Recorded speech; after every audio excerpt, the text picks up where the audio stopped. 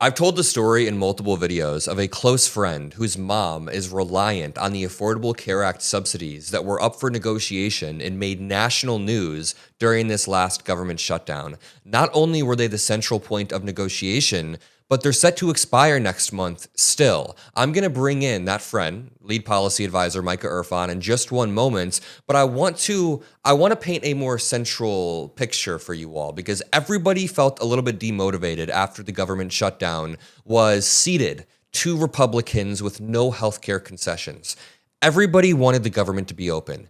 Democrats most of all, but we wanted the government to be open with status quo terms. So people maintain their status quo healthcare, the subsidies that they have, and they don't lose anything. It is not a clean reopening of the government if people are losing access to healthcare. So next month, we are going to see yet another vote on these subsidies, and guess which party is going to vote them down? The Republican Party. Well, now we have millions and millions of Americans with healthcare at the forefront of their mind, right in their mind. And I want to talk a little bit with Micah Erfan about the long-term implications of this. So watch until the end, drop a like. To talk about this further, I want to bring in the lead policy advisor for Mockler Media, Micah Erfan. Micah, how do you think this shutdown and the healthcare subsidies could ultimately hurt Republicans in the long term? Yeah, so 24 million people are on marketplace subsidized plans. And now, because of the shutdown, a lot of them are looking to see if their premiums are going to increase. And if they do, they're going to blame Republicans. I want to tell you an anecdote. I went on MSNBC, and of course, my mom is very supportive, so she watched me. But my mom is a Republican. She voted for Trump because she wanted to avoid World War III. She saw it on Facebook or something. So she watched me on MSNBC, and I remember calling her afterwards and having a conversation. And she asked me, Micah, is this going to affect me? Are my premiums going to go up? And I said, yes, mom. And now every time we talk, she asks me, is my healthcare going to be going away? Because she is very concerned. She only can afford health insurance because of the Affordable Care Act subsidies passed by the Democrats. And she's joined by tens of millions of other Americans who now know that whenever their premiums more than double under this administration, it will be Republicans' fault. Yeah, it's interesting because obviously the 8 Senate Democrats voting to strip healthcare away along with Republicans was suboptimal. It was pretty disheartening after the 40-day fight that Democrats had put up, but that doesn't mean that Republicans have won the battle or the war whatsoever. I would actually argue that Democrats got a few messaging victories here. We pushed healthcare into the forefront of the American mind. Many people are thinking about healthcare, thinking about the Affordable Care Act, thinking about what life would be like with a lack of these subsidies. And they now understand that every single time Republicans get into power, they try to take healthcare away. Every single time Democrats get into power, we try to increase access to healthcare, subsidize healthcare, or make access easier for Americans. Now people are paying attention. So Democrats got to win on the messaging front. But number two, this sounds really cold. This isn't a win for anybody. This is a loss for millions of Americans. But in December, when this vote happens, Republicans are going to vote no, and it's going to hurt millions of Americans. Nobody wants that. It is, of course, awful, and we fought against that. Democrats fought against that. But now people are going to be very, very clear. Like, there's no doubting which party is the one that is fighting to strip healthcare. There's no doubting, with your mom, for example, or the millions of Americans like her that are reliant on the ACA, tens of millions of Americans, they're going to see which party voted overwhelmingly across party lines no against an extension. So again, as much as the 8 senators going across and voting with Republicans hurt, we can still message around this. And I think this is one of the first times in a while, one of the first examples in a while of Democrats really sticking to one message and using that one message to their benefit. There's a few other times where Democratic messaging is haphazard. It's here, it's there, but having one message and sticking to it is important. The Epstein one is also great because it signifies a lack of transparency in this administration.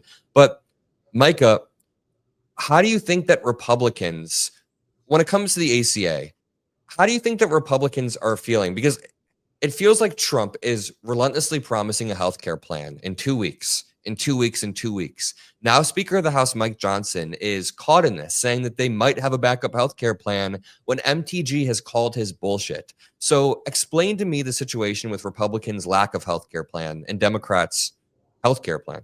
Yeah, I mean, Republicans have engineered a healthcare disaster. It's not just the ACA subsidies, which of course those cuts will be catastrophic for millions of Americans, but also it's the Medicaid cuts. Over $1 trillion in cuts to the most important social support program we have in this country. Poor mothers, disabled people, working class folks.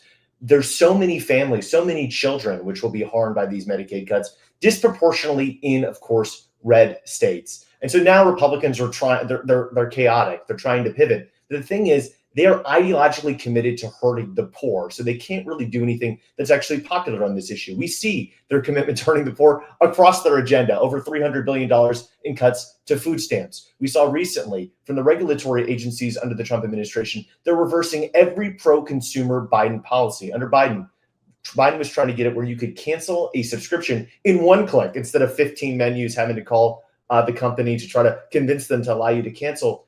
They got rid of that regulatory policy. Biden was trying to make it where passenger airlines had to reimburse you if they canceled your flight or delayed it. Of course, the Trump administration reversed that policy. You never will get compensated for what the passenger airlines do to you, no matter how bad. This is the ideology of the Republican Party. And unfortunately for them, very fortunately for everybody else in the American people, it's going to lead to them continuing to fall in the polls on the economy. We already see with Trump. He's down to 33% in just 11 months? Wait until the midterms. I think it's going to be much worse for them. People forget this, but Trump allowed Elon Musk not only to walk around the White House high on ketamine, but to destroy the Consumer Financial Protection Bureau, which he essentially shuttered the entire agency, which helped protect people. And it's like, wait a minute, the richest man in the world, now the second richest man in the world or something like that, is trying to screw over the most vulnerable Americans. And Democrats weren't messaging around this as effectively as they could have. I mean, Chuck Schumer was out there like doing a dance or whatever. Remember that? Donald Trump then allowed the richest man on the planet to use the White House to sell Teslas. And honestly, the government shutdown was a great exercise in messaging and fighting for the American people for the first time in a while.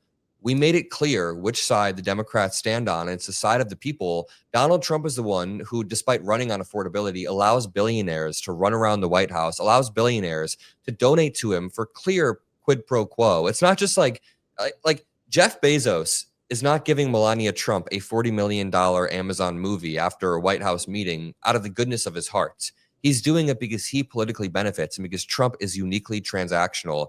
And Democrats made his transactional nature clear by showing that he will fight tooth and nail to strip healthcare away from millions of Americans. And honestly, my economic viewpoint, I'm not even somebody who's like, kill all billionaires, take down all billionaires. I think that's kind of BS. I think that people in the United States should be pro-business, and being pro-business means supporting the smallest American or the biggest American, like supporting people who are not ripping off other Americans. And Donald Trump is ripping off other Americans time and time again. He's not pro-small business. He's not pro-business whatsoever. He's only pro-billionaire donor.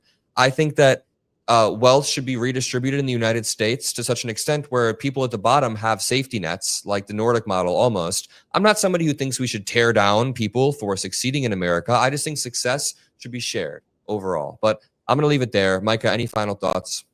Yeah, I mean, I think the Republican agenda is incredibly simple. It's devastating tax hikes for the poor. That's tariffs. It's huge, enormous tax cuts for the rich. It is lobbyist control of government. We know that a crypto lobbyist is Trump's nominee to regulate the crypto industry because, of course, and as you said, the Trump administration is not pro-business. That would say that there's some sort of principled ideology at play here.